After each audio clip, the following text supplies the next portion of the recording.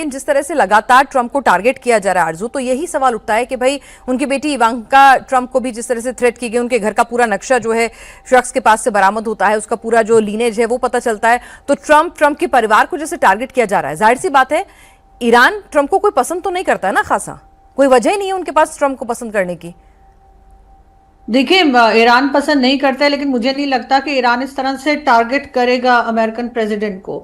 इनकी अपनी ही कंट्री में, जैसे मैंने कहा, बहुत से लोग ट्रम्प से इस वक्त नाराज हैं और ट्रम्प की पॉलिसीज को पसंद नहीं करते। तो किसी तरफ से भी ईरान ने उन्होंने ट्रम्प ने कोई एक दुश्मन तो रखा नहीं है, चारों तरफ से लोग ऐसे हैं जो उनको पसंद नहीं कर रहे, तो उनकी तरफ कोई भी अटैक हो सकता है। लेकिन ईरान अभी ऐसी गलती करेगा, इसका मुझे चांसेस कम लग रहे हैं। चलिए, तो ईरान ऐसी गलती नहीं करेगा। मार्को रूबियो जब कह रहे हैं कि कुछ घंटे इंतजार कीजिए, अच्छी खबर आने वाली है, तो अच्छी खबर के बीच में इस तरह की कोई भी हरकत जो है ईरान की तरफ से नहीं हो सकती। हालांकि जो भी शुरुआती जांच है उसमें पता चल रहा है कि आदमी मानसिक रूप से स्टेबल नहीं था, अमेरिकन ही था जिसने ये हमले की कोशिश की है। प्रोफेसर अमिताभ हमारे साथ जुड़े हुए हैं। प्रोफेसर अमिताभ, आप वेनेजुला के राष्ट्रपति को इस तरह से उठा लेते हैं, ठीक है, ईरान के साथ आप क्या कर रहे हैं, आप क्यूबा को किस तरह से धमकाते हैं, आप कनाडा, ग्रीनलैंड, सबको जिस तरह की स्टेटमेंट देते हैं, अपने सहयोगियों को ह्यूमिलेट करते हैं, आपने एक दुश्मन थोड़ी पाला है भाई।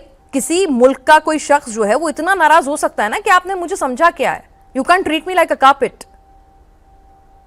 नहीं, देखिए, अगर आप ट्रंप को जानती हैं तो ये उनके एक्टिविटीज रहे और किसी विदेशी शक्ति को वहां जाकर अमेरिका में ये प्लॉट करके, ऑर्गेनाइज करके असैसिनेशन अटेम्प्ट करना मुझे नहीं लगता है संभव है, क्योंकि अमेरिकन इंटेलिजेंस जिस लेवल पे ऑपरेट करती है या दुनिया में उनके जो फाइव आईज हैं जिस तरह से ऑपरेट करते हैं, मुझे नहीं लगता है ये संभव है किसी भी बाहरी शक्ति को ऑर्गेनाइज करके, प्लॉट करके असैसिनेशन बिड करना।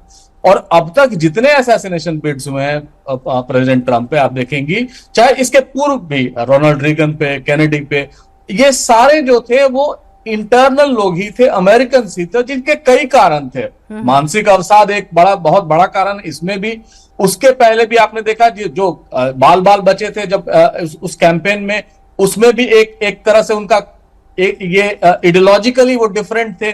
लेकिन इस समय हम देख रहे हैं कि अमेरिका में वायलेंट एक्टिविटीज बढ़ गई, खासकर असैसिनेशन बिड।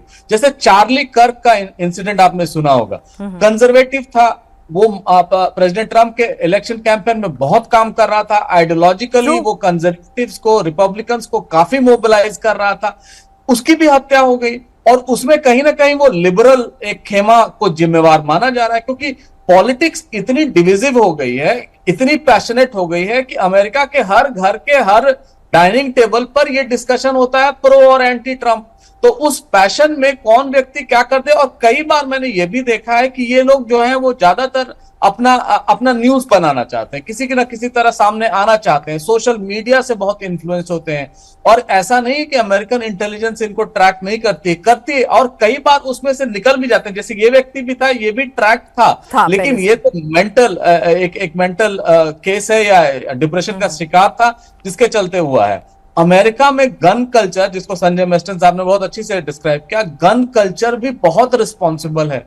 कोई भी एक ऑर्डिनरी आदमी, खासकर ज्यादातर स्टेट्स में जिसके ऊपर केस नहीं है इंडिविजुअल पे, वो एक गन खरीद सकता है और वो चले राष्ट्रपति भवन के, उनके जो व्हाइट हाउस के, उसके चारों तरफ कहीं भी फायरिंग कर दे तो ऐसा लगता है जैसे वो प्रेसिडेंट ट्रंप पर ही अटैक। जाहिर है उतने हाई सिक्योरिटी ऑर्गेनाइजेशन में या एक एनफोर्समेंट जहां हो वहां पर वो अटैक करे तो वो लगता है कि ऐसा हो, और ऐसा ही नहीं। आपने देखा भी है अमेरिकन कांग्रेस में, जब राष्ट्रपति ट्रंप के सपोर्टर्स कांग्रेस के अंदर घुस गए थे, उनके सेनेट कांग्रेस के अंदर वहां जाके बंदूक के लाठियां लेके जो घुसे थे, तो ये देखकर ये भी लग रहा है कि अमेरिका की जो पॉलिटिक्स है वो वायलेंस की तरफ बढ़ रही है। ऑर्गेनाइज्ड वायलेंस, टेररिस्ट वायलेंस, ये अभी मैनिफेस्ट नहीं हो रहा है, लेकिन जो जितनी कैपेबिलिटी है अमेरिकन स्टेट की उसको रोकने की, उससे ज्यादा इफेक्टिव अब जो है वो उन पर गन कल्चर हावी हो रहा है।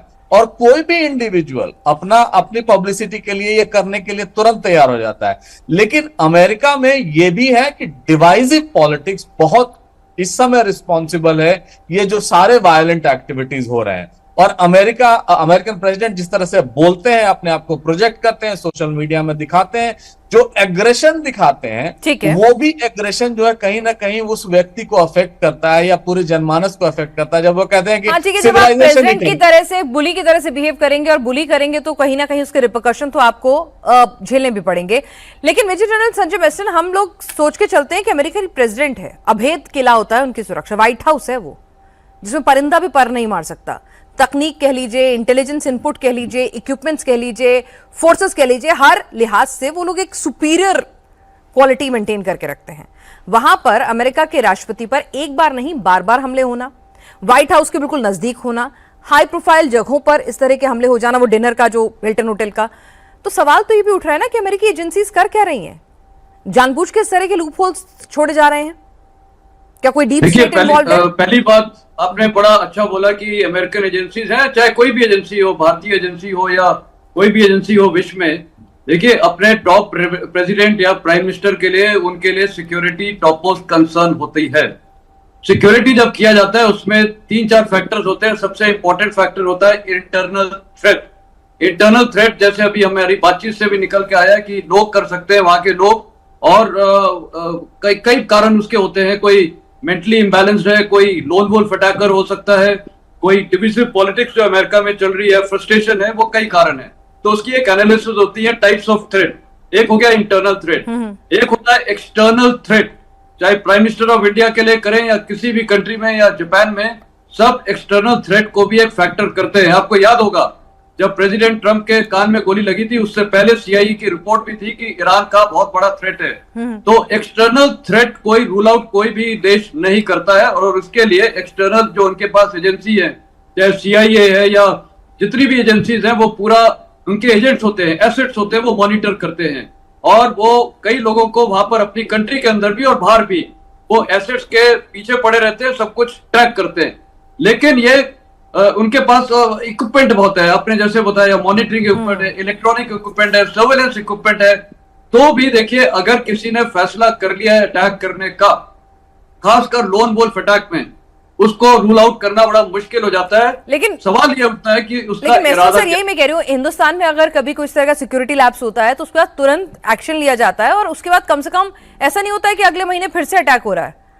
मतलब आप गलती से सीखते हैं ना, यहाँ तो ऐसा लग रहा है आप गलती से सीख ही नहीं रहे हैं। एक बार, दो बार, मतलब 6 महीने लगातार इस तरह से ट्रेसपासिंग, अटैक, ये लगातार अगर होते रहेंगे तो फिर क्वेश्चन मार्क उठेगा ना, is there some bigger fishing, कुछ डीप स्टेट इन्वॉल्वमेंट है, कुछ इंटरनल, कुछ लूप होल्स आप जानबूझ के छोड़ रहे हैं?